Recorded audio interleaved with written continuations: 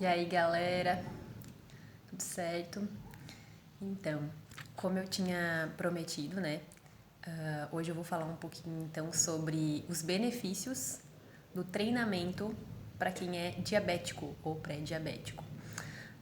Esse assunto é bem bacana mesmo. Parece que, mas só interessa quem é diabético, só interessa quem tem um diabético na família. Mas não, quem tem interesse de emagrecer ou quem já está em algum nível de obesidade, também é bem bacana para te saber como é que funciona o metabolismo do carboidrato dentro do teu organismo e poder se cuidar, se ligar mais. No início da semana eu tinha colocado no meu Insta, ali nos stories, uma enquetezinha se a pessoa tinha diabetes ou se ela conhecia alguém que tivesse diabetes. E teve mais de 130 pessoas que responderam que sim, que conhecem alguém que tem, ou então que elas mesmas têm. Além disso, lá no finalzinho eu tinha colocado uma caixinha de perguntas para quem tivesse algumas perguntas relacionadas a esses dois temas, diabetes versus exercício físico ou treinamento, né? Então eu vou começar por uma pergunta bem simples, né? Que quase todo mundo às vezes se questiona, até quem é diabético. Eu achei incrível como as pessoas vieram me perguntar no direct algumas coisas, sendo que elas são diabéticas e nem elas entendem como é que funciona a doença delas. Então isso é uma coisa muito intrigante. Como é que a pessoa vai ter algo com o qual ela convive todos os dias, mas que nem ela sabe como é que se porta dentro do organismo dela, nem o médico explicou direito para ela, ou ela leu alguma coisa, algum artigo científico, algum artigo comum e não conseguiu entender nada. Então, a forma que eu vou falar hoje aqui é uma forma onde eu não vou estar explicando para profissionais, não vou explicar para quem é da área, para médicos, para fisiologistas, para profissionais de educação física, para nutricionistas. Não. A forma que eu vou abordar o assunto, os dois assuntos, né, é para que qualquer pessoa leiga, uma criança, um idoso, consiga entender. Então eu vou falar de uma maneira bem lúdica. Não pretendo usar termos técnicos, vou tentar me livrar deles o máximo que der, para que todo mundo consiga entender bem certinho como é que funciona a diabetes e o quanto a gente pode ajudar o nosso organismo diabético fazendo uma atividade física ou fazendo um exercício físico. Então, a diabetes, ela é uma doença crônica, né? Agora com o Covid, todo mundo sabe quais são as doenças crônicas. A diabetes é uma delas. Qualquer um dos dois tipos, tipo 1, tipo 2. E ela existe por uma dificuldade que o nosso organismo tem de transportar a energia vinda da glicose, vinda dos carboidratos, para dentro da nossa célula. Então, ah, a, a insulina, né? A insulina que ela é responsável por fazer esse transporte, levar, né, a glicose até dentro do meio celular, ela tem uma dificuldade de levar essa glicose lá para dentro da célula, ou até mesmo a insulina não existe, não é produzida dentro do organismo. Então tem esses fatores, né? A pessoa que tem diabetes tipo 1, provavelmente ela não tem insulina dentro do organismo dela, não tem esse transportador de glicose, ou ela produz uma quantidade muito pequena. A pessoa que tem diabetes tipo 2, ela produz numa quantidade ineficiente comparado a tudo que ela come, ou ainda ela foi criando uma resistência à insulina, onde aquela insulina ela não é mais eficiente, ela não consegue trabalhar direito. Então, como é que isso acontece? O grande regulador da glicose dentro do nosso organismo é o pâncreas, né? Uma pequena partezinha do nosso corpo que está aqui dentro da nossa caixa torácica, né? Que nem os outros órgãos, que nem as outras glândulas. E ali dentro do pâncreas é produzido as células beta e as células alfa. Esses dois, né, as células beta e as células alfa, elas regulam, né, a quantidade de glicose que que nós temos dentro do nosso corpo através da produção de insulina ou de glucagon. A insulina é responsável por se ligar a uma partícula de glicose e levar para dentro das células, né, diminuindo a taxa de glicose dentro do nosso sangue. E o glucagon faz o contrário. O glucagon, ele é responsável por aumentar a nossa taxa de glicose quando ela está muito baixa.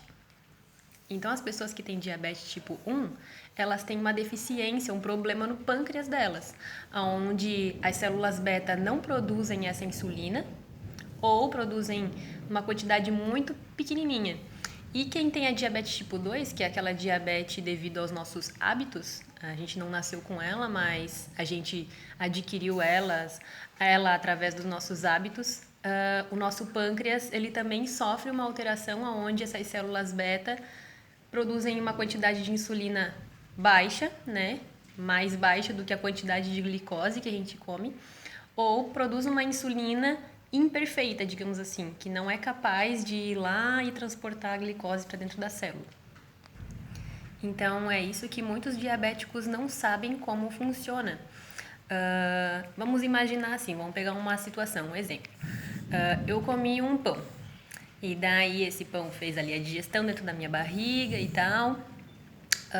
E nisso passou ali um período de 40 minutos, uma hora, e tá na minha corrente sanguínea, né? O substrato daquele pão, que seria a glicose. Daí ali dentro da minha corrente sanguínea tem um monte de bolinha que significa glicose, várias glicoses, um monte. Vamos supor que tem 10 bolinhas de glicose. Então, o meu pâncreas tem que produzir uma célula beta. Dentro dele tem uma célula beta, na verdade, e essa célula beta produz uma insulina, no qual essa insulina vai lá, se liga a uma bolinha de glicose, cata ela e leva lá para dentro das células.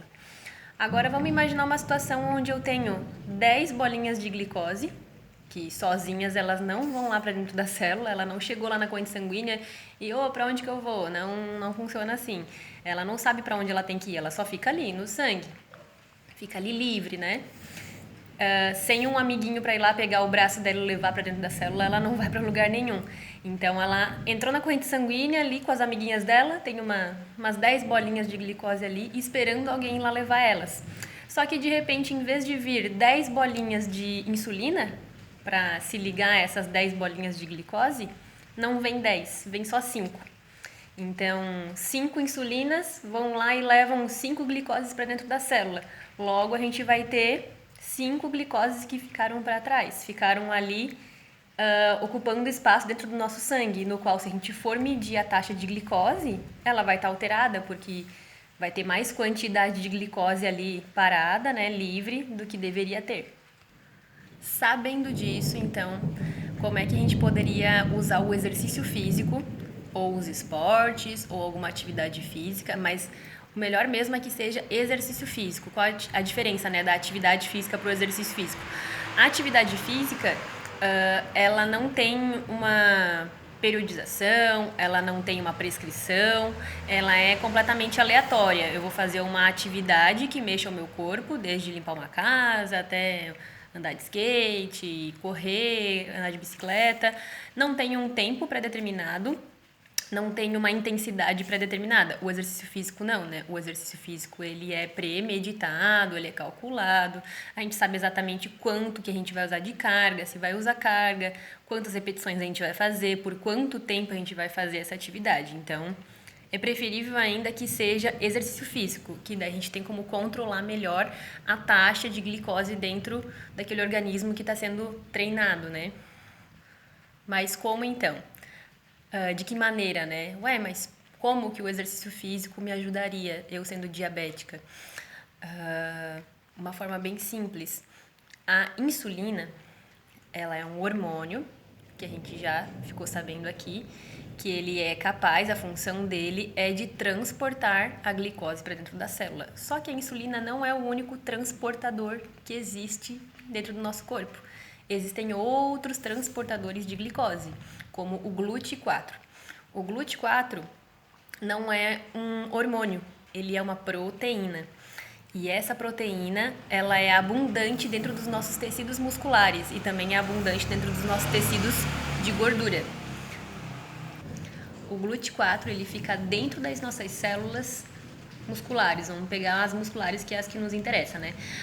O glúteo 4 fica dentro das células musculares. E quando a gente vai lá para a academia e a gente faz exercício, e principalmente se esse exercício ele é mantido a longo prazo, eu faço 3 vezes nessa semana, na outra semana eu faço, no outro mês eu faço, e eu fico fazendo por um bom tempo.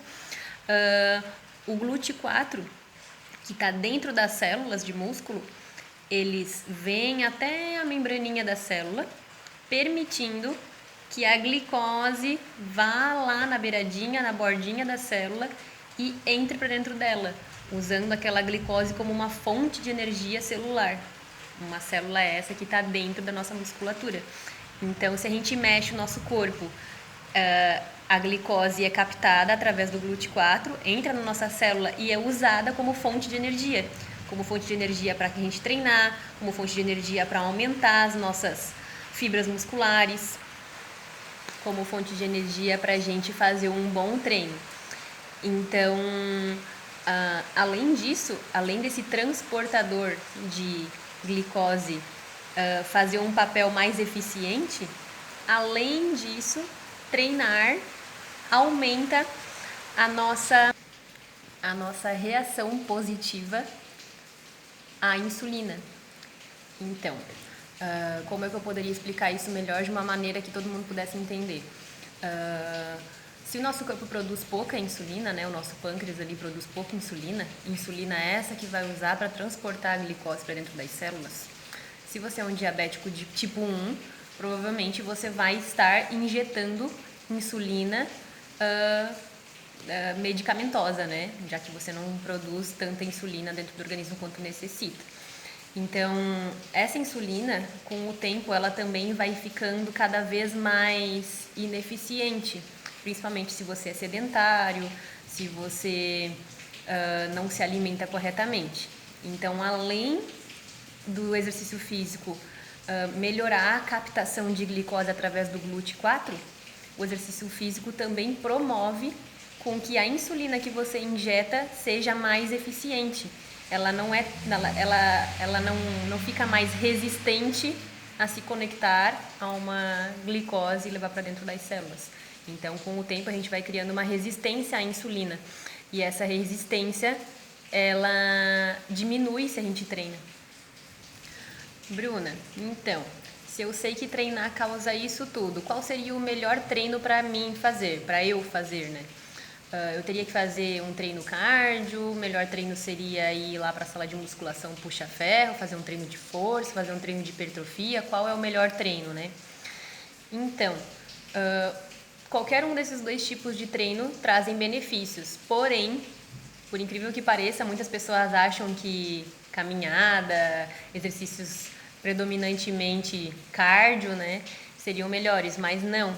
Os exercícios de força e os exercícios bastante intensos são os melhores. Justamente por quê?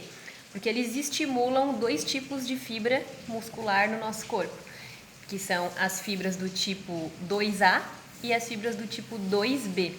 Dentro do nosso músculo tem vários tipos de fibra muscular, só que esses 2 tipos de fibra, o 2A e o 2B, quando a gente faz um exercício de força com uma carga bem alta ou um exercício que tenha um volume alto, que seja bem intenso, a gente estimula essas fibras a elas se destacarem e a fonte de energia dessas fibras é o carboidrato.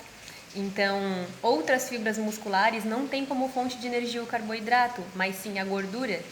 Então, se a gente utilizar as fibras que consomem mais carboidrato, logo a gente vai estar consumindo bastante glicose. E essa glicose que estava lá abundante na corrente sanguínea, até em demasia, vai servir para alguma coisa, vai servir para uma energia. Energia gerada pelo exercício físico, no qual a gente usa essas fibras principalmente para consumir essa energia. Então, o exercício de força, né, um exercício bem intenso, ou um HIIT, né, que é um exercício que parece ser cardio, mas na verdade ele tem uma intensidade bem alta, ele é intervalado, isso estimula bastante esse tipo de fibra 2A e 2B. Então, o exercício anaeróbico, que é o que a gente chama, né, o exercício anaeróbico, ele estimula o aumento da massa muscular, ou seja, a massa muscular aumenta, ela cresce, as fibras musculares ficam mais grossas, consecutivamente com mais células musculares ali dentro, consumindo mais energia através do GLUT4. Além disso, aumenta a nossa força. O exercício físico ajuda a manter a nossa densidade óssea com o tempo, né, com a velhice, com o passar dos anos. Se você é sedentário, você perde muita massa óssea e perde também muita massa muscular, e isso faz com que você, sozinho, seu corpo, para você trabalhar, para você fazer suas coisas do dia a dia, faz com que você gaste menos energia do que gastava quando era jovem. Consecutivamente, gastando menos energia, você vai ter mais glicose ainda não utilizada e ficando ali acumulada na corrente sanguínea. Então, mais um benefício, né, de fazer exercícios, principalmente os anaeróbicos. E além disso, aumenta a sensibilidade à insulina. Mas, de contrapartida, os exercícios aeróbicos, né, que são os cardio, também são bem-vindos. Eles aumentam a nossa capacidade aeróbica, e a nossa capacidade aeróbica melhor, né, a gente com uma melhor fôlego, uma melhor disposição, aumenta a nossa capacidade de oxidar, né, uma capacidade oxidativa melhor de substratos na nossa corrente sanguínea. Substratos energéticos, no caso. Então, vamos para as perguntas. Lá no Insta, lá no Stories, eu tinha deixado uma caixinha para que as pessoas pudessem fazer perguntas, tirar suas dúvidas. Uma pergunta bem interessante que alguém me fez foi: a diabetes tem cura? Se sim, como que o exercício pode ajudar na cura? Então, a diabetes ela não tem cura. Uma vez que você teve diabetes, mesmo que as suas taxas de glicose estejam normais, você vai ter que se cuidar para sempre, porque ela é uma síndrome metabólica, né? Aliás, ela vai ser uma síndrome metabólica se ela vier acompanhada de outras doenças, né? Se você não se cuidar. Mas, de primeira, ela é uma alteração bioquímica dentro do seu corpo. Então, uma vez que você teve a sua taxa de açúcar elevada, o seu corpo vai sentir isso para sempre, mesmo que você teve ela alterada por um período e depois emagreceu, fez uma bariátrica ou conseguiu controlar a alimentação, fez exercícios e conseguiu isso para diabetes tipo 2, tá, gente? Mas mesmo que você se controle, você meça sempre e a sua taxa de glicose está normal, você ainda é um diabético, só que você está numa fase controlada. Mas eu não uso insulina e também não tomo metformina, eu não faço nada disso para controlar a minha taxa, eu só faço exercícios e eu me alimento bem. Então, se eu não uso medicação, eu não sou mais diabético. Não, você ainda é diabético, só que está controlado e por benefícios ótimos, que são meios não medicamentosos, né? É ruim ainda quando a gente tem que, além de se cuidar, ainda fazer uso de alguma medicação. Porém, como eu expliquei aqui no vídeo, né, a gente pode chegar a níveis normais utilizando o exercício, para principalmente não precisar usar uma medicação. Então, olha só como realmente pode mudar a vida da pessoa. Uma pessoa lá que tomava insulina via injetável, ela foi cuidando da alimentação dela, né, que é uma ação não medicamentosa, ela foi fazendo exercícios físicos, que também é uma ação não medicamentosa, e ela foi apresentando melhoras no quadro de glicose dela presente no sangue. Até que chegou um ponto que o médico falou: não, vamos trocar sua medicação ali que é injetável, vamos fazer o uso de metformina, que é via oral, né, um comprimidinho. E daí, aos poucos, né, ao passar do tempo, ela foi melhorando ainda mais esses aspectos dela de qualidade de vida, né, a ponto de não precisar mais tomar uma metformina. Então, ela teve uma boa evolução, tão boa a ponto de não tomar mais o remédio. Então, isso é graças ao quê? Isso é graças à qualidade de vida e à forma de vida que agora ela adotou. Uma alimentação adequada para o que ela tem, ainda com uma prática de exercício físico que vai trazer todos esses benefícios que eu já citei aqui. Aumento da massa muscular, aumento da quantidade de células e dentro dessas células com o GLUT4, aumento a resposta da insulina, manutenção da massa óssea, manutenção da massa muscular, Além disso, também ela aumenta a nossa imunidade, treinar aumenta a nossa imunidade, então ela acaba sendo muito mais resistente contra as inflamações que possam existir dentro do nosso organismo.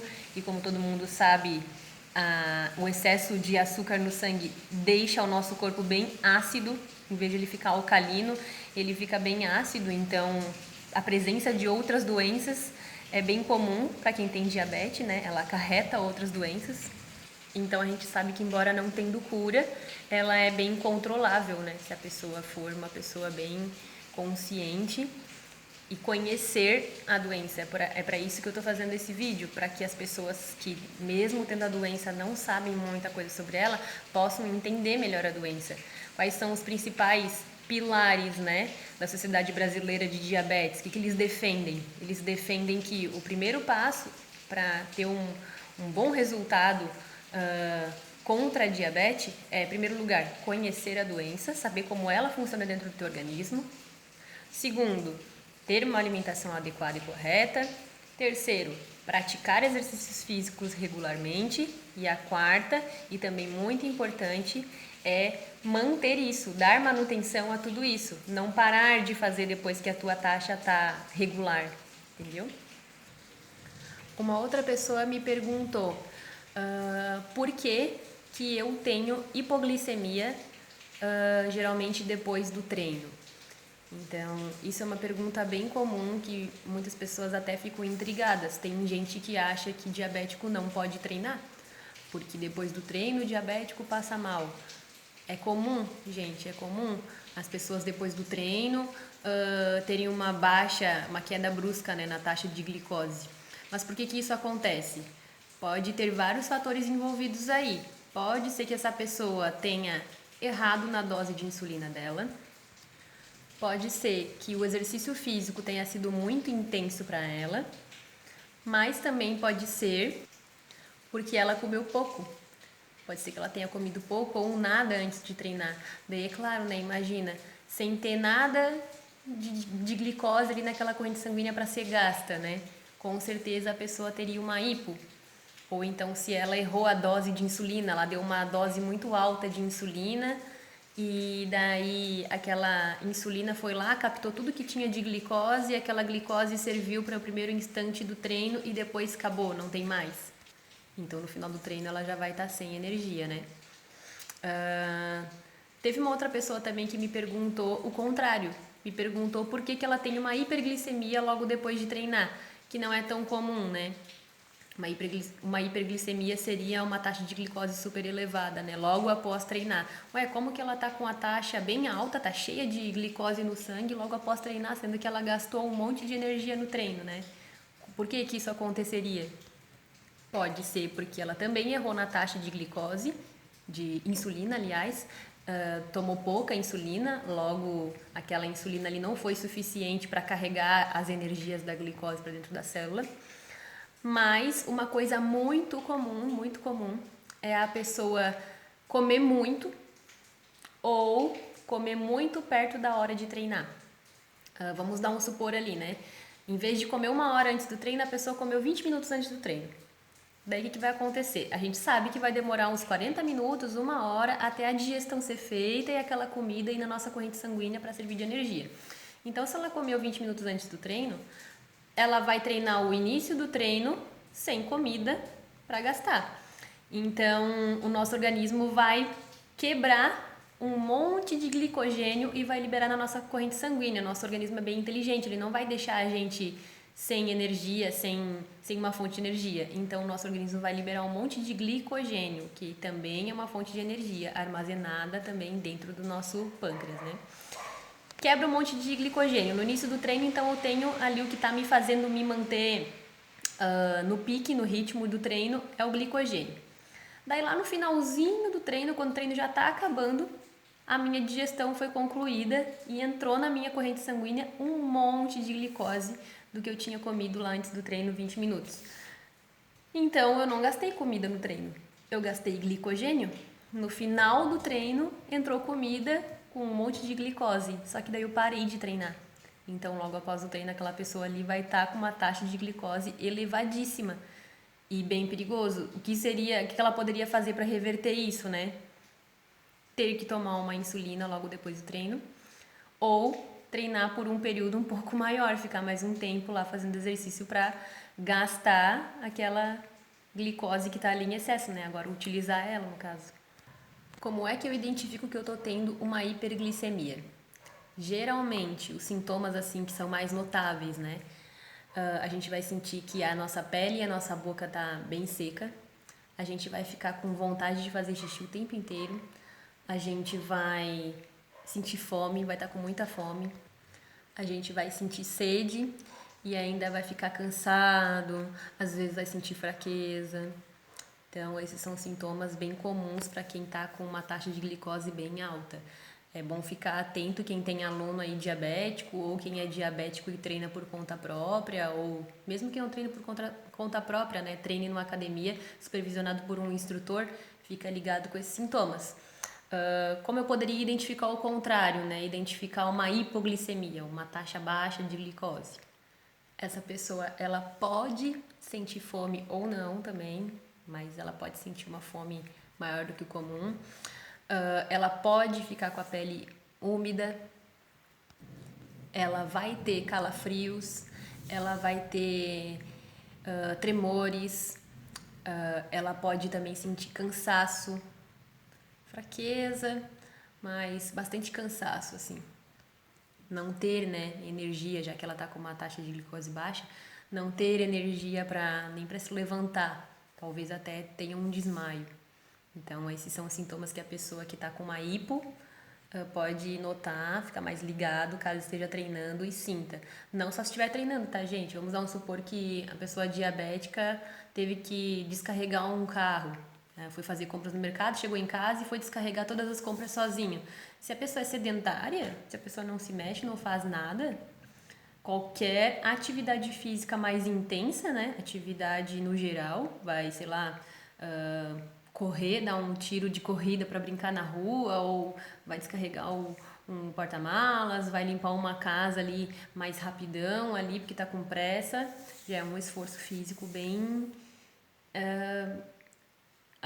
forte, né, que essa pessoa pode ter e pode acabar tendo uma hipo, dependendo do que ela fez antes ou como ela aplicou a insulina e tal, como eu falei ali antes.